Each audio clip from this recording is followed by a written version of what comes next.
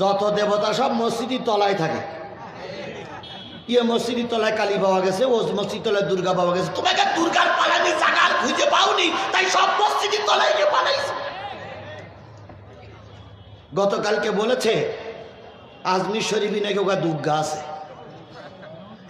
তা আজমির শরীফ কি আজকে এতদিন দুর্গা ওখানে কষ্ট পাচ্ছে, তা বের করে আনো না কেন? ফাজলামি বন্ধ করো, ফাজলামি বন্ধ করো, ফাজলামি বন্ধ করো। আর ওদের কিছু দালাল আছে আমাদের দেশে, ইসকন। এরা আমাদের দেশটারে জঙ্গি দেশ হিসেবে প্রমাণ করার জন্য চেষ্টা করছে। এরা আমাদের দেশটারে সন্ত্রাসী বানানোর জন্য চেষ্টা করছে। বগুড়ার এই বিশাল কাফেলার থেকে আমার স্পষ্ট একটা বার্তা শুনুন, হিন্দুরা কিন্তু আমাদের শত্রু নয়, হিন্দুরা আমাদের ভাই। কথা বলেন ঠিক না বেঠিক? আমাদের শত্রু ইসকন। ওই ইসকনের যত দালাল আছে বাংলাদেশে কোনো কার্যক্রম করতে দেওয়া হবে না। আমার সরকারকে বলি অনতিবিলম্বে ইসকনকে বাংলাদেশে নিষিদ্ধ করো। বাংলাদেশের জঙ্গি সংগঠন যেমন ছাত্রলীগ, ইসকনও ছাত্রলীগ, দুটো ভাই ভাই। ছাত্রলীগ নিষিদ্ধ হয়েছে, ইসকনও নিষিদ্ধ করা লাগবে, লাগবে, লাগবে। ইসকন নিষিদ্ধ হোক। কারা কারা পক্ষে আছেন হাত তুলে আল্লাহরে দেখাই দেন। ইসকন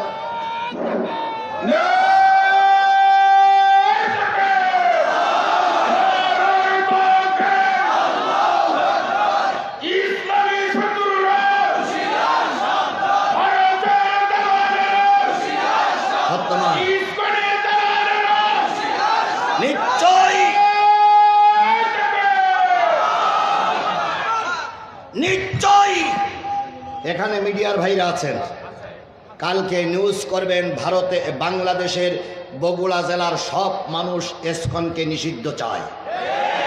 যদি আপনারা এই রিপোর্ট না করেন, আপনারা আদালত আখেরাতে একদিন আল্লাহর কাছে আপনারা জবাবদিহিতা করার জন্য তৈরি থাকে। কারণ অনেক সংবাদ, ছোট বড় সংবাদগুলো আপনারা বড় করে দেখান, আর অনেক বড় সংবাদ আপনারা দেন না। এটাই কোন স্বৈরাচার পালিয়ে যাওয়ার পরে আর ফিরে আসতে পারেনি। আর বাংলাদেশ নয়, গোটা পৃথিবীর মানুষ জানে শেখ হাসিনার চাইতে বড় স্বৈরাচার আর পৃথিবী দ্বিতীয় কেউ জন্ম নেয়নি। সুতরাং ওই স্বৈরাচারকে আমার দেশে আর ফিরে আসতে দেওয়া হবে না, হবে না। তবে হ্যাঁ, তিনি আসবেন আসামি হয়ে, তিনি আসবেন কোর্টের বারান্দায়, তিনি আসবেন ট্রাইব্যুনালের ফাঁসির কাছে ঝোলার জন্য, তাকে আনা হবে বিচারের মুখোমুখি করার জন্য, ক্ষমতায় বসার জন্য। এই পেতনির বাচ্চাকে আর দেশে আসতে দেওয়া হবে না।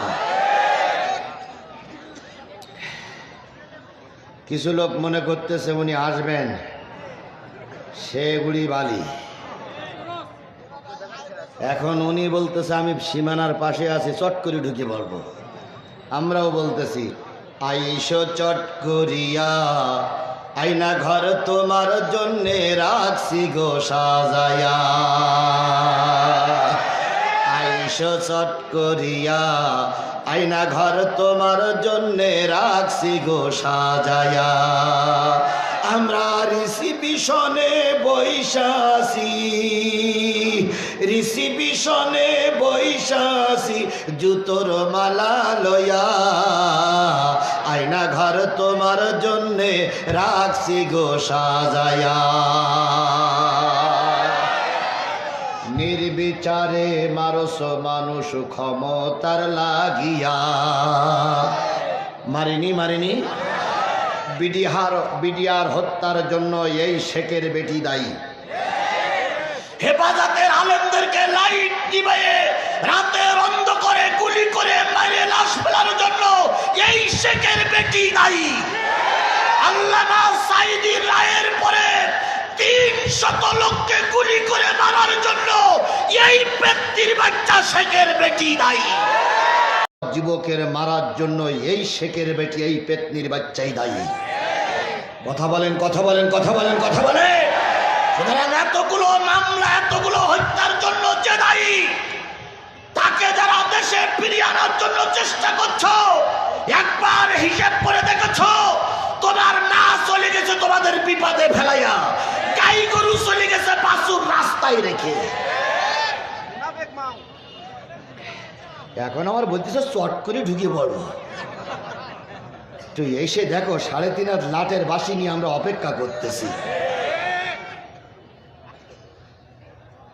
নির্বিচারে মারছ মানুষ ক্ষমতার লাগিয়া, দিন ধর্ম আর মানবতা সব কিছু ছাড়িয়া, বুবু সব কিছু ছাড়িয়া, তোমার পাপের শাস্তি ও বুবু, তোমার পাপের শাস্তি পাইতে হবে, যাইও না ভুলিয়া, আয়না ঘর তোমার জন্যে রাখছি গো সাজায়া। ইন্নামাল মুমিনুনা আল্লাযীনা ইযা যুকিরাল্লাহু ওয়াজিলাত কুলুবুহুম। ভালো করে শোনো, দাঁড়ানো লোক, বসা লোক, নিশ্চয়ই তারা মুমিন যাদের সামনে জিকির করলে তাদের দিলগুলো কি হয়ে যায়? নরম হয়ে যায়। আল্লাহ রসুল বলেছেন আফজালুল জিকরি তিলাওয়াতিল কোরআন, সবচেয়ে উত্তম জিকির হলো আল্লাহর কোরআন তেলাওয়াত করা। তাহলে কোরআন তেলাওয়াত শুনলে যাদের দিল নরম হয় তারাই মুমিন। আর কোরআন তেলাওয়াত শুনলে যাদের গায়ে জ্বালা চড়ে বুঝতে হবে হয় মুনাফিক নাই কাফের। আমি কোন সূরা থেকে তেলাওয়াত করেছি? সূরাতুত তাওবা। কোন সূরা? 24 নম্বর আয়াত তেলাওয়াত করেছি। এই কোরআনের আয়াত শুনে যাদের গায়ে জ্বালা চড়েছে বুঝতে হবে ওরা মুনাফিক। আর এই কোরআন তেলাওয়াত শুনে যাদের দিলে ভালো লাগলো আল্লাহর ভাষায় তারা মুমিন। তাহলে আপনারা যারা বসে আছেন, দাঁড়িয়ে আছেন, সবাই কি হতে চান? রাস্তাঘাটে যেখানে যা আছেন সবার কাছে বলতেছি, যদি মুমিন হতে চান 10 মিনিটের ভিতরে কোরআনের মাহফিলে আসবেন। এরপরেও যদি না আসেন তাহলে বুঝতে হবে আপনার রক্তের ভিতরে ভেজাল, আপনার কাজের ভিতরে ভেজাল, আপনার জন্মের সময় নিশ্চয়ই কোনো ভেজাল রক্ত ভিতরে ঢুকেছে। এই জন্য আল্লাহর কোরআন আপনার ভালো লাগে না। ওয়াইজা তুলিয়াত আলাইহিম আয়াতুহু, যখন আল্লাহর কোরআনের আয়াত তেলাওয়াত করা হয় তখন তাদের ঈমান কি হয়? বৃদ্ধি পায়। আলা রাব্বিহিম ইয়াতাওয়াক্কালুন, মুমিন ব্যক্তি আল্লাহর উপরে ছাড়া কারোর উপরে তাওয়াক্কুল করে না। তাহলে কোরআন শুনলে দিল নরম হয়। আমি কোরআনের সূরা তাওবার 24 নম্বর আয়াতের পরে কথা বলবো। যতক্ষণ কথা হবে ততক্ষণ কি আপনারা আমার সঙ্গে থাকতে রাজি আছেন? কারা কারা রাজি আছেন? 2 হাত উঁচু করে আল্লাহরে দেখান।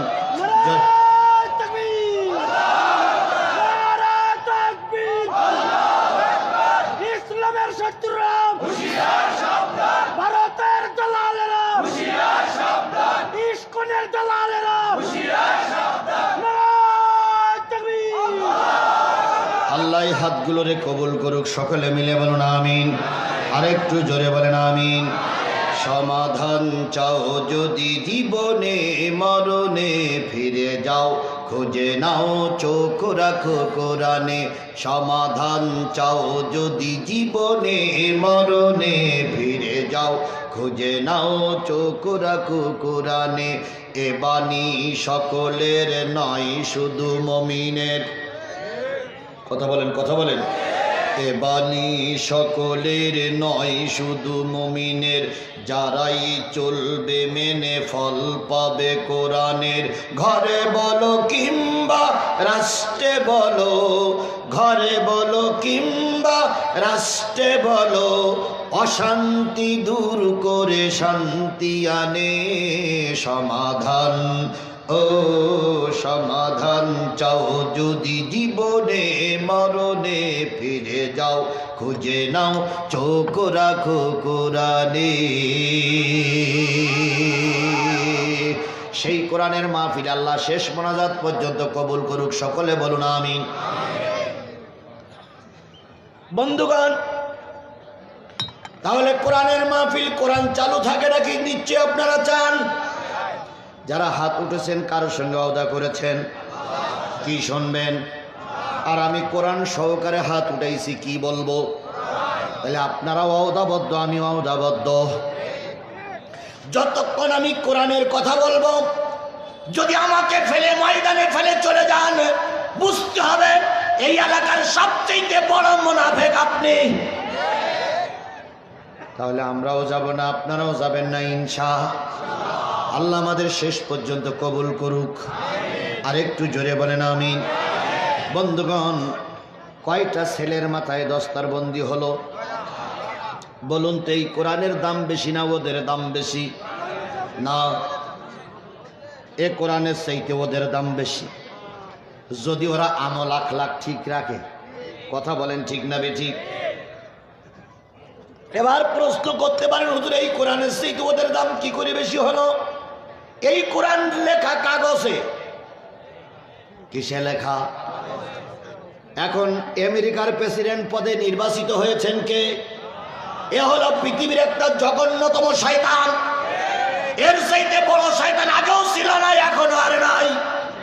এখন এ যদি চিন্তা করে মুসলমানদের কোরআন সব কি করব, পড়াইয়ে দেব, জ্বালাইয়ে দেব, দিতে পারে, কারণ ও তো শয়তানি সামসামি, আর সেই সঙ্গে ভারত ওর সঙ্গে দালালি করতেছে।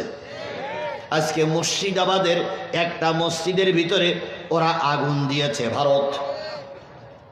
ভারতকে বলি ফাজলামি বন্ধ করো, ফাজলামি বন্ধ করো, ফাজলামি বন্ধ করো। আমরা কিন্তু পৃথিবীর উড়ে আসা জাত নয়।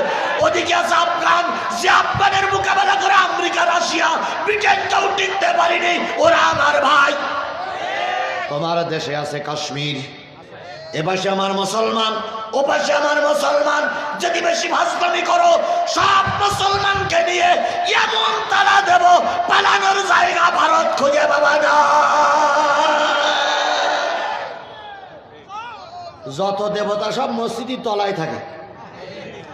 ইয়ে মসজিদের তলায় কালী পাওয়া গেছে, ও মসজিদ তলায় দুর্গা পাওয়া গেছে। তোমাকে দুর্গার পালানোর জায়গা খুঁজে পাওনি, তাই সব মসজিদের তলায় গিয়ে পালাইছে।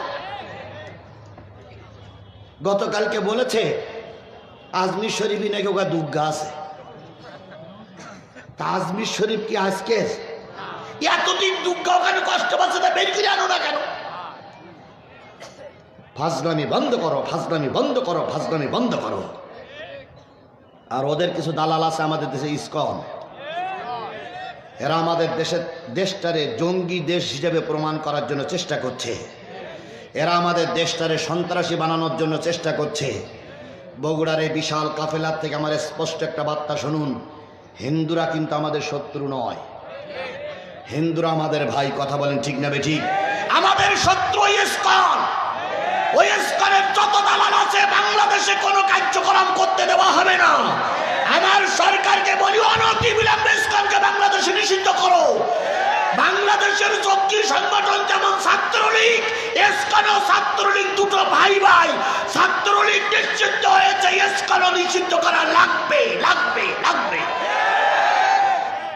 ইসকন নিষিদ্ধ হোক। কারা কারা পক্ষে আছেন হাত তুলে আল্লাহরে দেখাই দেন। ইসকন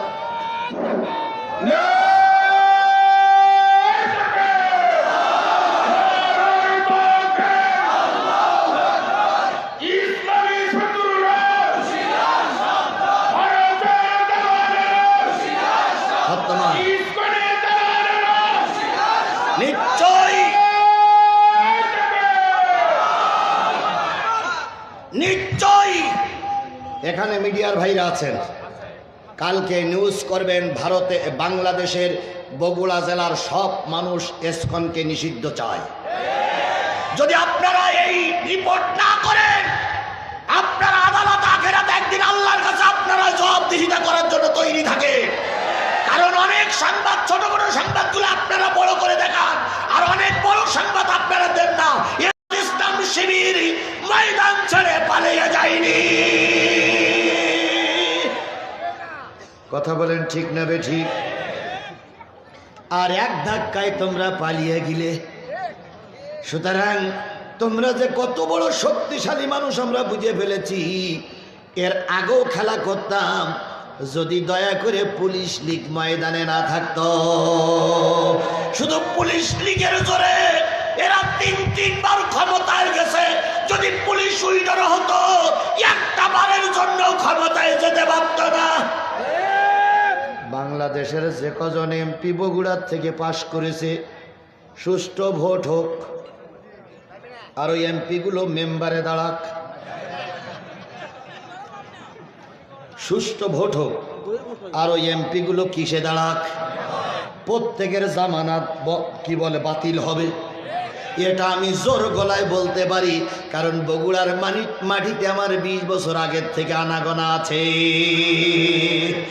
একজন ভাই বলে বসলেন, হুজুর লাইট নিবানো লাগে না। এক সময় লাইট আমাদের নিবানো লেগেছে, কথা বলেন ঠিক না বেঠিক?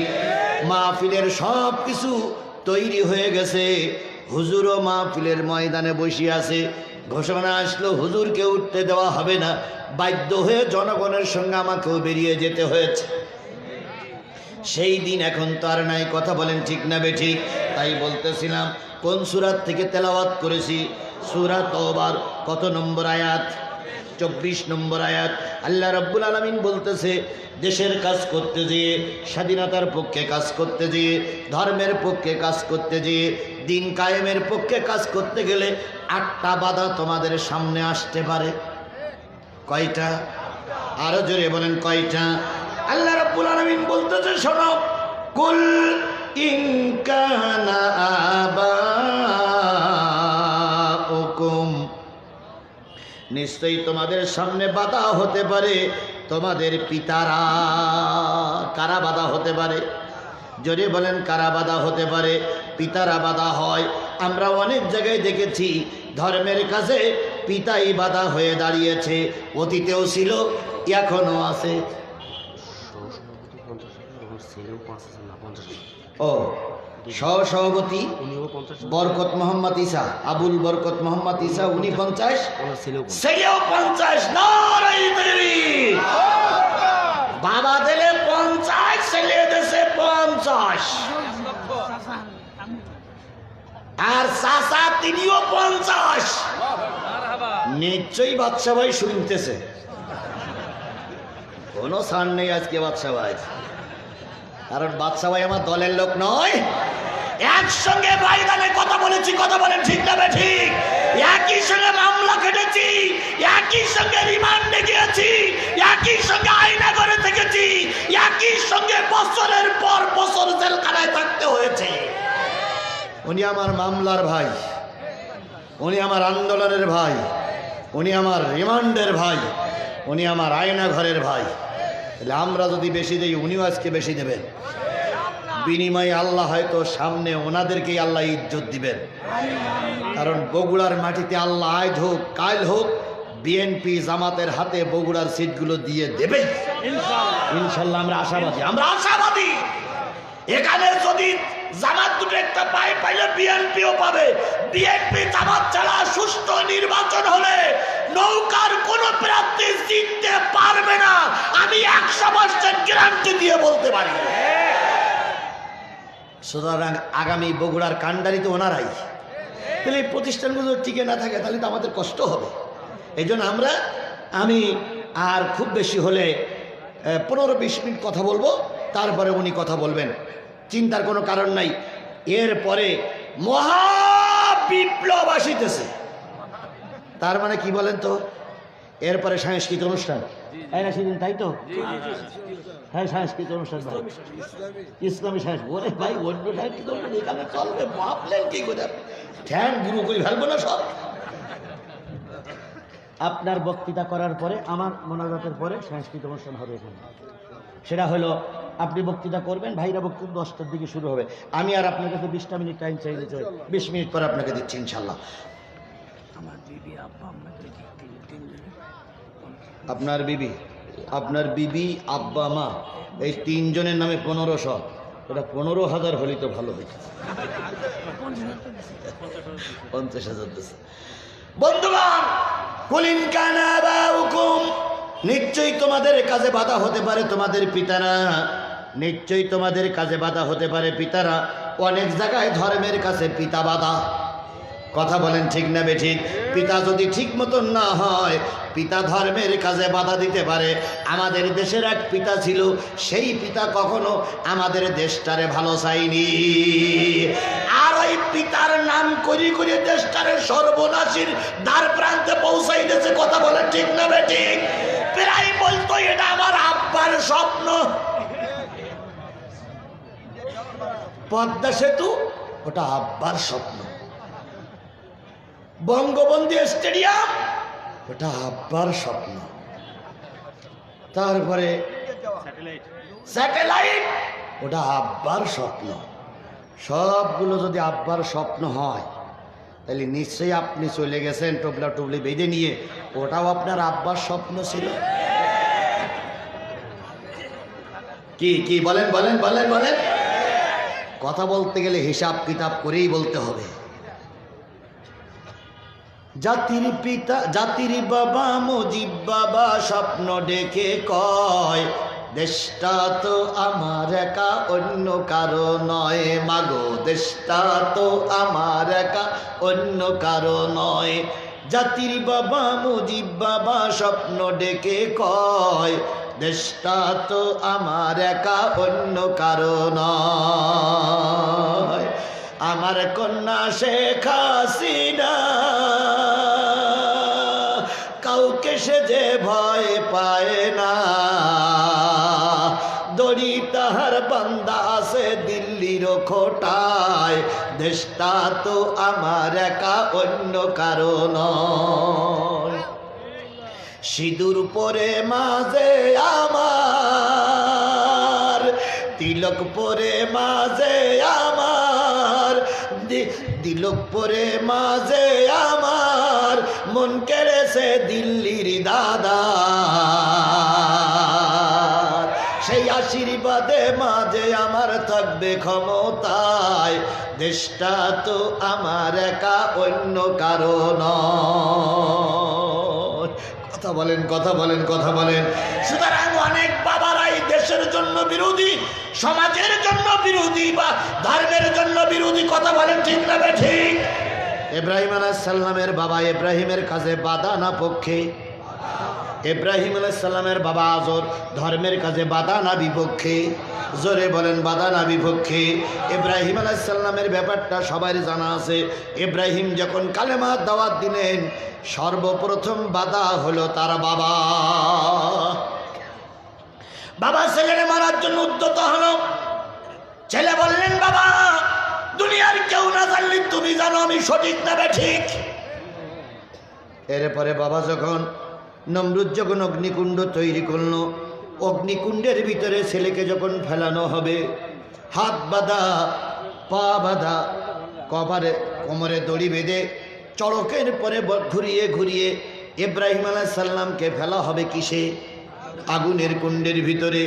ইব্রাহিম আলাইহিস সালাম বড় কষ্ট পেয়ে দোয়া করে, আল্লাহ নমরুদ আমার বিরুদ্ধে চলে যেতে পারে, জাতি আমার বিরুদ্ধে চলে যেতে পারে, কিন্তু আমার বাবা আমার বিরুদ্ধে চলে যাবে, এটা কখনো মেনে নেওয়া যায় না। সেদিন ইব্রাহিম আলাইহিস সালামের হাতে বাঁধা, পায়ে বাঁধা, কোমরে দড়ি কিসের জন্য? কার কথা বলার জন্য? আজকে আয়না ঘর নামক একটা কঠিন ঘর আমার দেশে ছিল। কথা বলেন ঠিক না বেঠিক?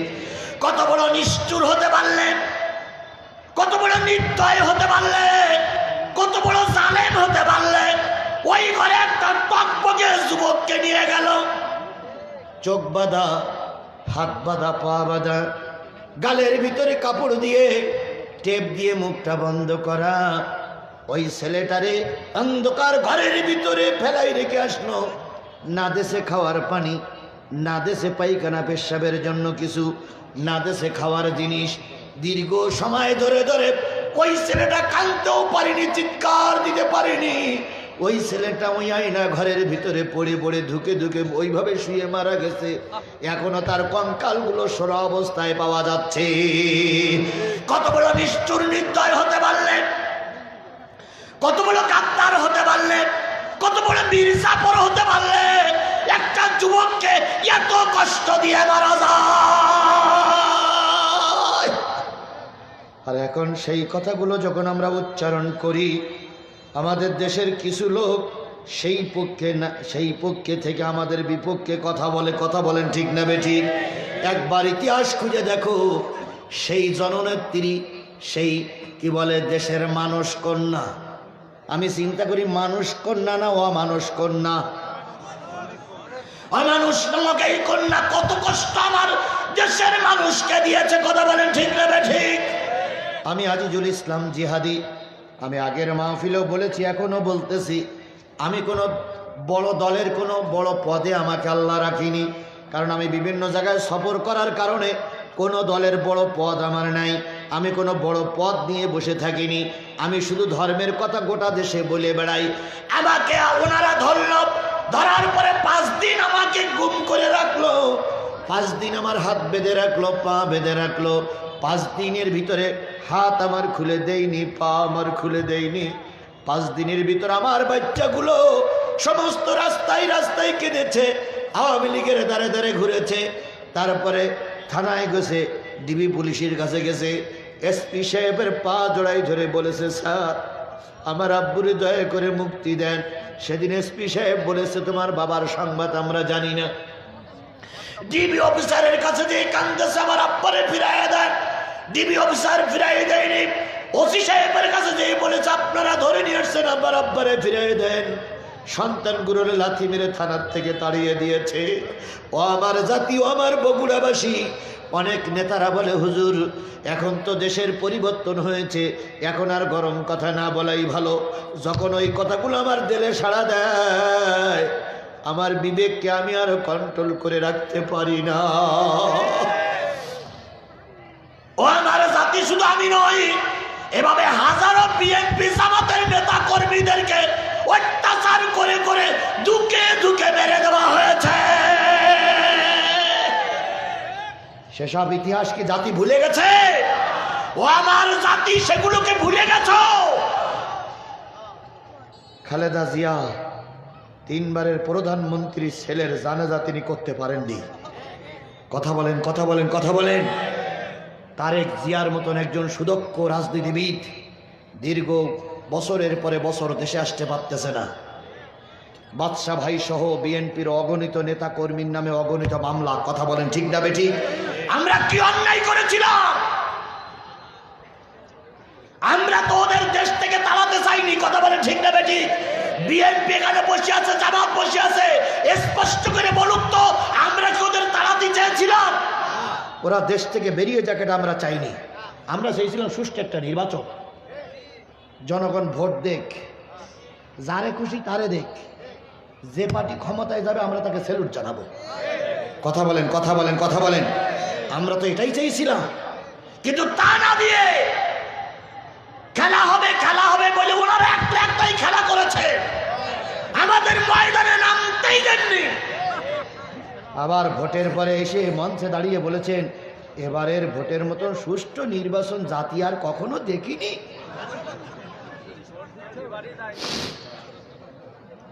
তাই আমরা বলেছিলাম, সুষ্ঠু হয়েছে নির্বাচন, ভোট দিয়েছে প্রশাসন, তাকিয়ে তাকিয়ে দেখেছে জনগণ।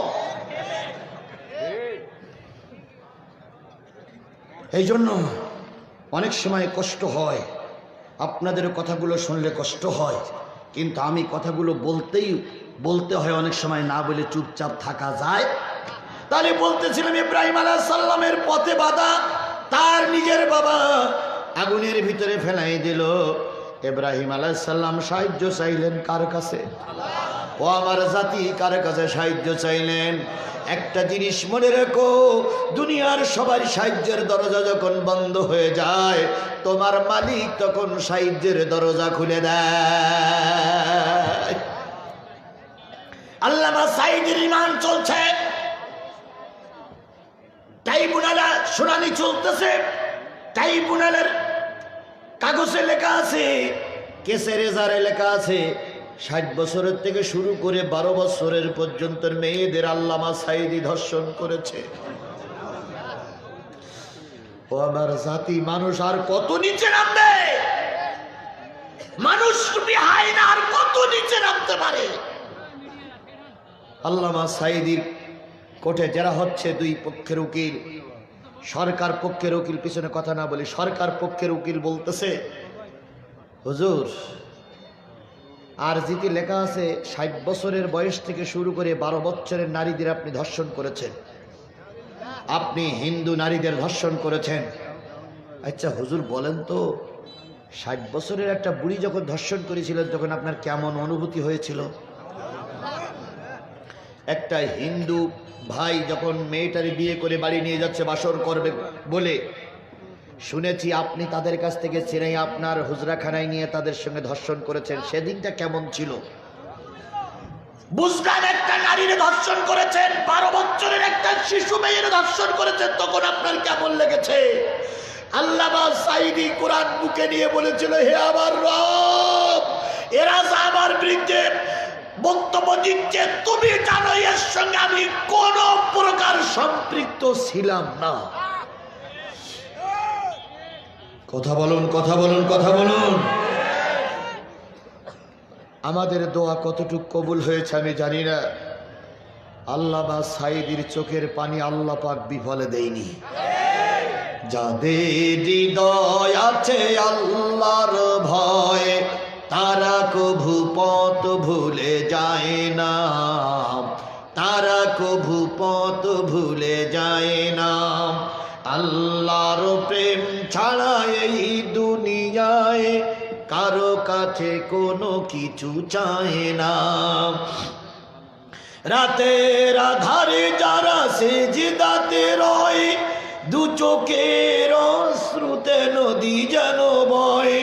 চলো না রাহাত চানি যতই আসুক, চলো না রাহাত চানি যতই আসুক, পিছনে ফিরেও তাকায় না।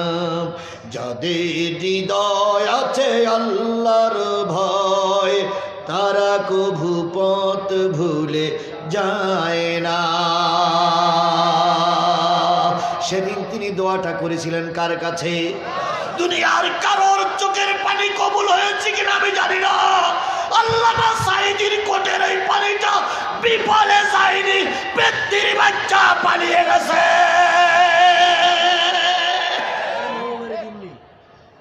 এখন একটা সুসংবাদ শোনেন, আমার দেশের আদালতে, আমার দেশের আদালতে, আমার দেশের আদালতে ট্রাইব্যুনালে তাদের নামে মামলা হয়েছে।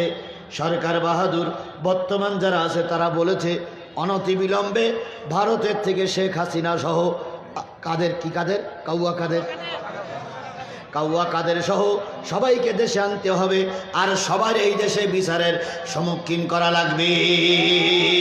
কাউয়া কাদেরের খেলা হবে এ শব্দটা আর কেউ বলে না, কথা বলেন ঠিক না বেটি? প্রায় বলতেন খেলা হবে, খেলা হবে। আসো আমরা খেলি, আসো আমরা খেলি। অতীতেও আমরা খেলতে চেয়েছিলাম, আমাদের খেলতে দেওয়া হয়নি। আমরা এখন আপনাদের খেলতে দেব না তা না, আসুন আমরা ময়দানে খেলি, দেখি তোমার বাহুতে কতটুক জোর আছে আর আমার বাহুতে কতটুক জোর আছে। মা শুধু তুমি ভালো হয়ে যাও, এ কথাকে কইবে আর পালিয়ে গেছে কাউয়া কাদের, কেউ জানে না খবর তার, ভালো হয়ে যা।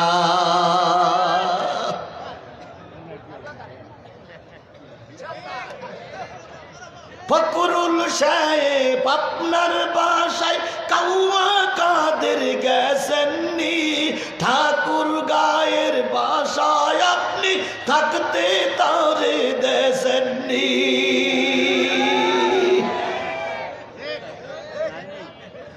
তার সাথে যে হিসাব বাকি, হায় হায়, তার সাথে যে হিসাব বাকি আছে কোটি জনতার, পালিয়ে গেছে কাউয়া কাদের, কেউ জানে না। কথা বলেন, কথা বলেন, কথা বলেন। আমার বাদশা ভাই মঞ্চে, জামাতের আমিরও মঞ্চে এখন আছে না? জামাতের আমিরও মঞ্চে ছিলেন, জেলা জামাতের আমির আসার কথা ছিল। সবাই আমরা বলতেছি ধৈর্য ধরো, ধৈর্য ধরো, ধৈর্য ধরো। কথা বলেন ঠিক না ঠিক? দেখো মুসলমান হওয়ার জন্য আসতেছে আপনার কাছে, মুসলমান বাগোপাড়া পার হয়েছে, বাগোপাড়া পার হয়েছে, হিন্দু মুসলমান ও কি কোটাতে মুসলমান হয়ে গেছে? হ্যাঁ সেটা বুঝো, আন্নাতে বলো আমার ধরি না জেলে যাবে যদি হয় তাহলে মুসলমান। হ্যাঁ হ্যাঁ সেটা আসুক, সকলে বলে আলহামদুলিল্লাহ, আলহামদুলিল্লাহ। বাগোপাড়া থেকে এক হিন্দু ও মুসলিম মুসলমান হবে, আলহামদুলিল্লাহ। বাড়ি পঞ্চগড়, আলহামদুলিল্লাহ। জোরে বলেন নারে তাকবীর। আল্লাহ কবুল করুক। আমাদের সময় কম, এতক্ষণ ঘরে ছিল হলো আমাদের সময় কম। আচ্ছা বস, আসুন আসুন আমার ভাইয়েরা। হ্যাঁ, যে জিনিসটা বোঝাতে চাচ্ছিলাম সেটা হলো সবাই আমরা ধৈর্য রোজ করলাম, ওয়াজ শেষ। ওই যে গেট দেখা যায়, মাহফিলি শেষে দেখতেছেন গেটের গায়ে হেলান দিয়ে কাউয়া কাদের দাঁড়াই আছে, দাঁড়াই চুপচাপ করে হেসতেছে। বলেন তো বক্সিং না দিয়ে বাড়ি যাবেন কেনা? যতই ধৈর্য ধারণ করো, এই আওয়াজ কারোর তখন শোনানো যাবে না। শুধু বলে ধর আওয়ামী লীগ ধর ছাত্রলীগ ধর ধইরা ফেল। ধৈর্যের বয়ন আমরা করতেছি, কিন্তু সব জায়গায় ধৈর্য ধারণ করলে চলবে না। কিছু কিছু জায়গায় লাঠি উঁচু করা লাগবে। আল্লামা সাঈদীর একটা ওয়াজ আপনাদের সামনে জানা আছে। সাঈদীর কাছে জনগণের দাবির বুকে অহংকারী, এই পৃথিবীর সবচেয়ে নরঘাত, এই পৃথিবীর সবচেয়ে বড় সন্ত্রাসী, এই পৃথিবীর সবচেয়ে বড় হিটলার ময়দান ছেড়ে পালিয়ে যেতে বাধ্য হয়েছে।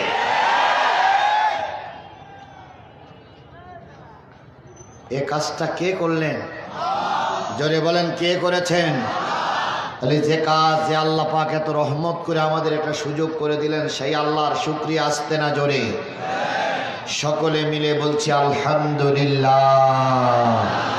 আল্লাহ বলতেছেন সাব্বাহা লিল্লাহি মা ফিস সামাওয়াতি ওয়া মা ফিল আরদ ওয়া হুয়াল আজিজুল হাকীম।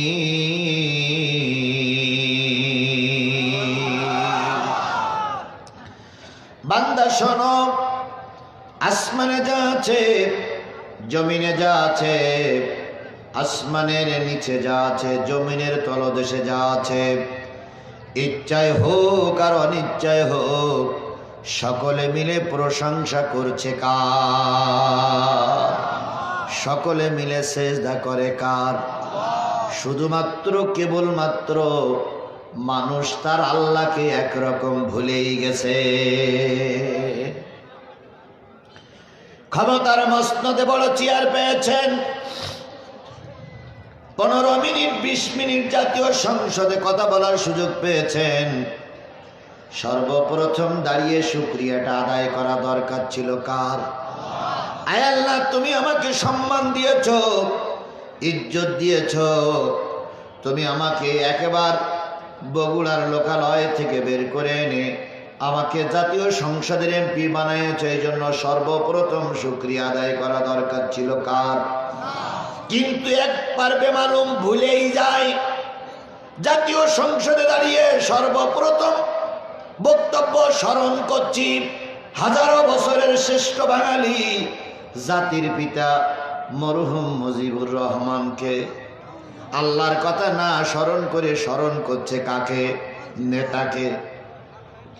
তারপরে স্মরণ করছি যিনি আমাকে নমিনেশন দিয়ে বগুড়ার মাটির থেকে হাজারো ভোটের মাধ্যমে পাশ করায় নিয়ে আসলেন, তাকে স্মরণ করছি, এলাকার মানুষকে স্মরণ করছি। একটা বারের জন্য আল্লাহর নাম মুখে উচ্চারণ করলেন না। আল্লাহ বলতেছে, বান্দা শোন, কোন অস্তিত্ব তোর ছিল না, আমি তোর অস্তিত্ব করে দিলাম। তুই এখন আমারে ভুলে গেলি, এখন জনগণ পরাচ্ছে ফুলের মালা। অল্প কিছু দিনের ভিতরে ওই একই জনগণ তোর গলায় পরাবে জুতোর মালা।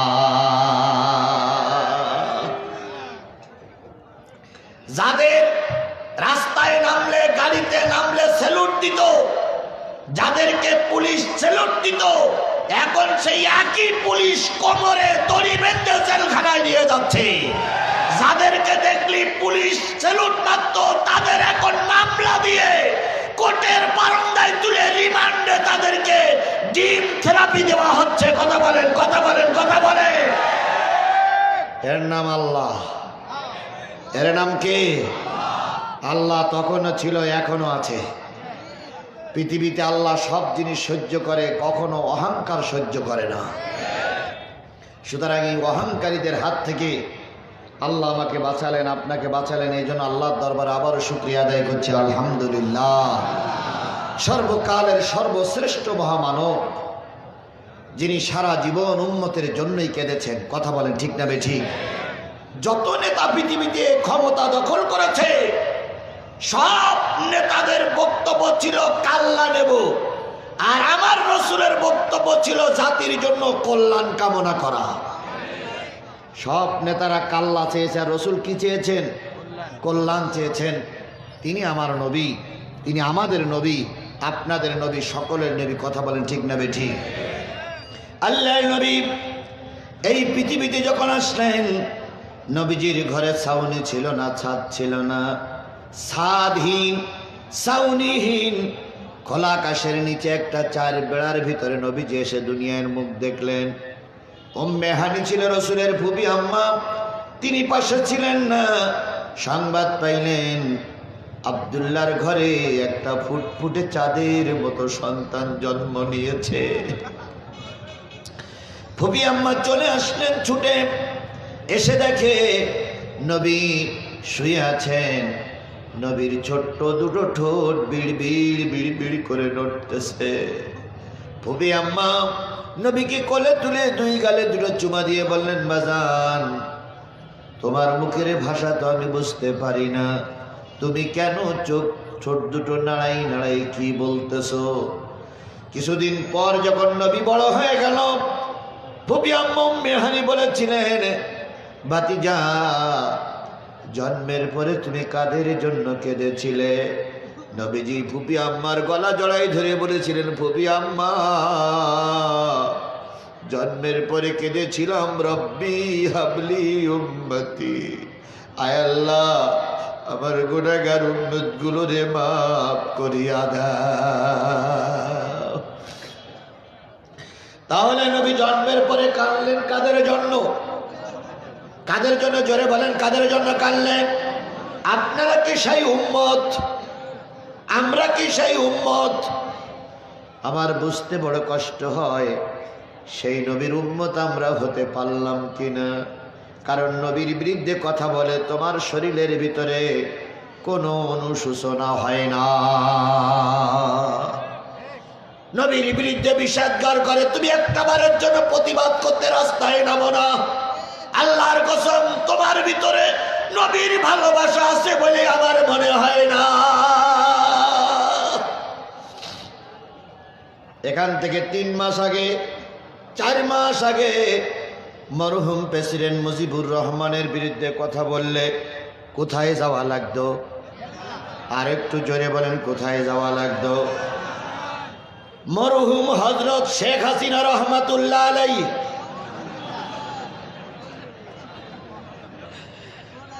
মরহুম নাকি জীবিত আছে এখনো? আসলে আমার দেশে তো নাই, এখন মরহুমই বলা যায়। যাই হোক, জয়পুরহাটের এক এমপি বলেছিলেন ওনার নামে প্রথমে শেখ হাসিনা রহমতুল্লাহ আলাইহি লেখা উচিত। তাহলে ওনার নামের বিরুদ্ধে কেউ সমালোচনা করলে তাকেও জেলে যাওয়া লাগতো। কথা বলেন ঠিক না ঠিক? মুজিবরকে নিয়ে সমালোচনা করলে জেলে যাওয়া লাগে, শেখ হাসিনাকে নিয়ে সমালোচনা করলে জেলে যাওয়া লাগে। অথচ নবীর বিরুদ্ধে ব্যঙ্গ করলে এদেশে সরকার তার প্রোটোকল দেয়। বিশ্বাস করুন, আগের যারা প্রোটোকল দিয়েছে এরা নবী প্রেমিক হতে পারে না, এরা চূড়ান্ত ইসলামের দুশমন।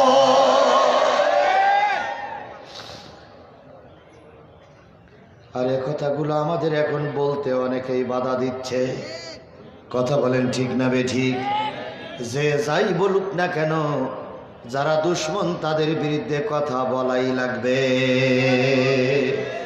তাহলে যে জিনিসটা বোঝাতে চাচ্ছিলাম সেটা হলো, নবীর বিরুদ্ধে কথা বললে সম্মান বেড়ে যায় অতীতের সরকারের কাছে, আর নবীর পক্ষে কথা বললে তাকে জেল খাটতে হয়। কথাটা কি বাড়াই বললাম না ঠিক বললাম? তাহলে আজও নবীর পরে মহব্বতের মানুষ বড় কম।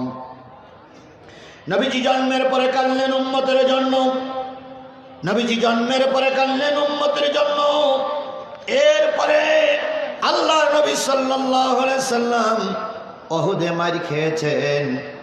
উহুদে মার খেয়ে নবীজি ভুট হয়ে গর্তের ভিতরে পড়ে রয়েছে।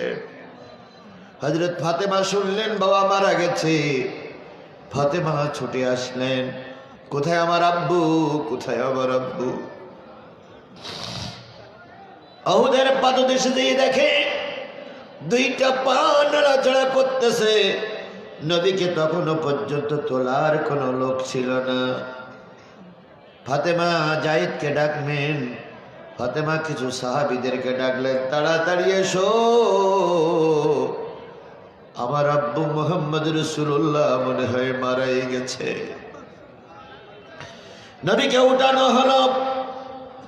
নবী ওঠার পর সব সাহাবীরা যখন ঘিরে ধরলো, নবী প্রথম শব্দ ছিল ও আবু বকর, ওমর, আমার সাথীদের কি অবস্থা, তারা কি সব মারা গেছে না বেঁচে আছে? নবীজির কথা শুনে আবু বকর বলেন, ইয়া রাসূলুল্লাহ, ওরা আমাদের ভাই, কিছু ভাইকে মেরে ওরা পালিয়ে চলে গেছে ময়দান, এখন আমাদের দখলে। তাহলে নবীজির হেলমেট ভেঙে কড়া ভিতরে ঢুকলো, দান দান মোবারক শহীদ হলো। নবী বেহুশ হয়ে গর্তের ভিতরে পড়েছিলেন। জাগরিত হয়েই জেগেই নবীজি কাদের কথা চিন্তা করলেন? এই কথা বলেন, কাদের কথা চিন্তা করলেন? আমরা তো সেই উম্মত, কথা বলেন ঠিক না বেঠিক?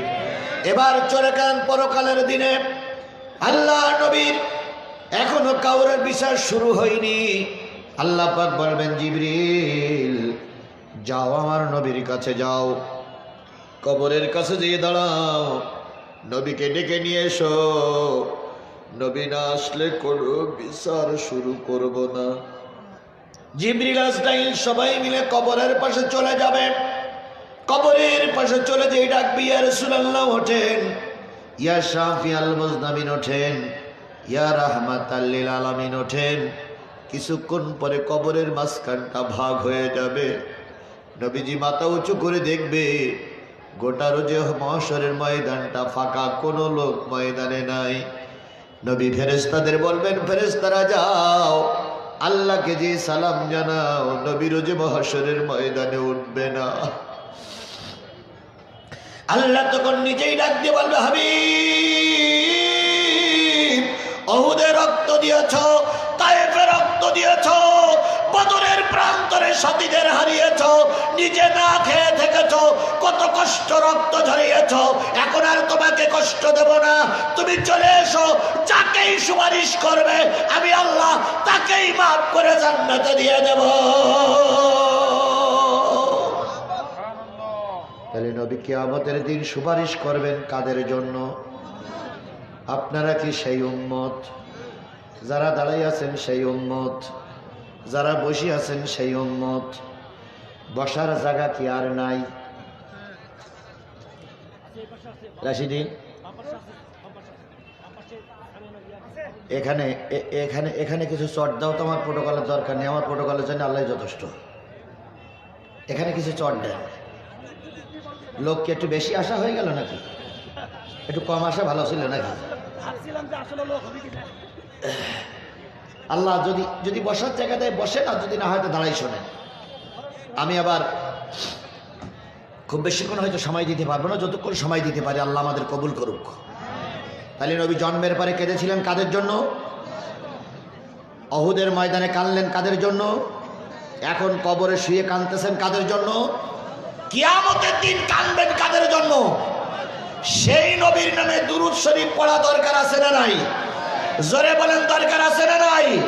তাহলে সবাই মিলে নবীর নামে দুরূদ দিয়ে শুরু করছি। সাল্লাল্লাহু রাসূল আমার ভালোবাসা, রাসূল আমার আলো আশা, রাসূল আমার প্রেম বিরহের মূল আলোচনা,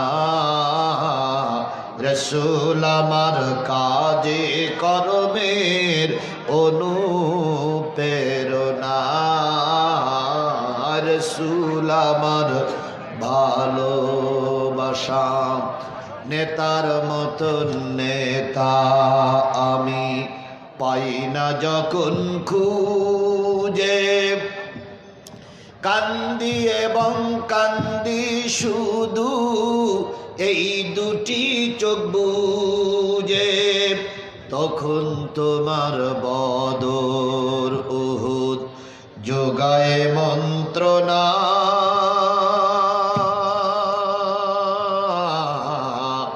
রাসূল আমার কাজে কর্মের অনুপ্রেরণা, রাসূল আমার ভালোবাসা।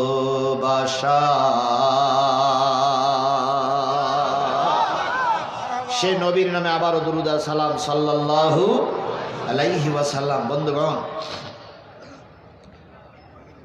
আপনারা এই ছুটির দিনে এত কষ্ট করে এসেছেন কি শোনার জন্য? সবাই মিলে বলুন, কি শোনার জন্য আসলাম? কোরআন থেকে আলোচনা হোক, এটা কি আপনারা চান? আরো জোরে বলেন, এটা কি আপনারা চান? আল্লাহ বলতেছেন, ইন্নামাল মুমিনুন আল্লাযীনা ইযা যুকিরাল্লাহু ওয়াজিলাত কুলুবুহুম ওয়া ইযা তুলিয়াত আলাইহিম আয়াতুহু যাদাতুহুম ঈমানাও ওয়া আলা রাব্বিহিম ইয়াতাওয়াক্কালুন।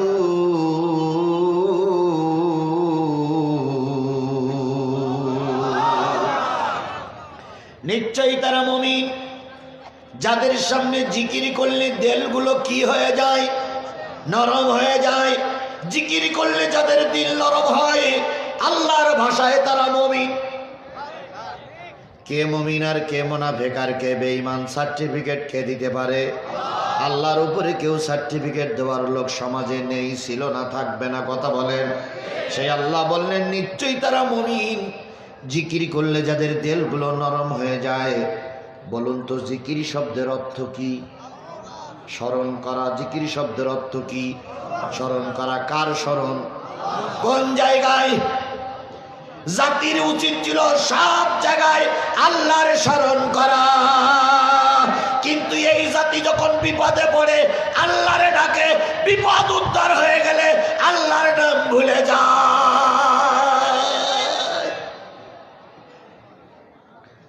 দরবেশ বাবা আর আইন মন্ত্রী পালাই যাচ্ছে, তো পালাই যাচ্ছে নৌকায়। তো হঠাৎ করে এক ছেলে দেখে বলতেছে যে পরিচিত লোক, তার একজন এসে শনাক্ত করেছে সে আইন মন্ত্রী আর পিছনে দরবেশ বাবা। একজন দাড়ি কেটেছে আর একজন দাড়ি রেখেছে।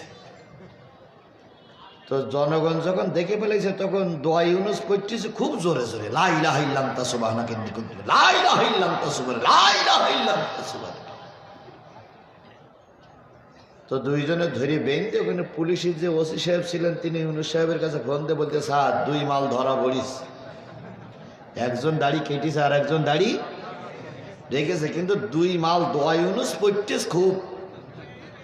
ইউনুস সাহেব তখন বলতেছে, ওদের বলিয়ে দে যে দোয়া ইউনুস পড়িয়া লাভ হবে না, কারণ দোয়া ইউনুস পড়িয়ে যার নামে এই দোয়া পড়তেছে সে লোক তো বড় চেয়ারে বসে আছে। আমি কথাটা এই জন্য বলছিলাম, বিপদে পড়ে দোয়া ইউনুস না পড়ে যদি তারা প্রকৃত আল্লাহরে স্মরণ করে চলতো, এই দেশের থেকে টপলা টুপলি বেঁধে নিয়ে পালাইয়ে যেতে হতো না।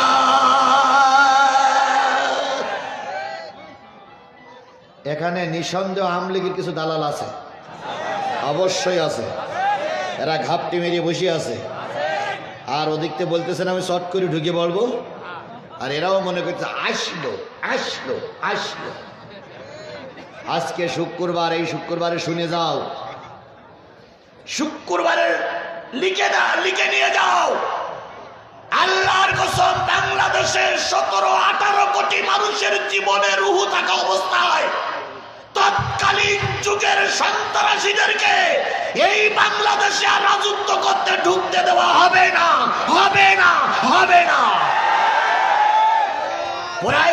প্রয়োজনে আবার ফাঁসির কাছে ঝুলবো, প্রয়োজনে আবার রাজপথে জীবন দেব, প্রয়োজনে আবার রক্ত দেব, প্রয়োজনে আবু সাইদের মতন বুক উজাড় করে দেব। তবু আওয়ামী লীগের এবং সন্ত্রাসী সন্ত্রাসীদেরকে বাংলার মসনদে আর বসতে দেওয়া হবে না, হবে না, হবে না।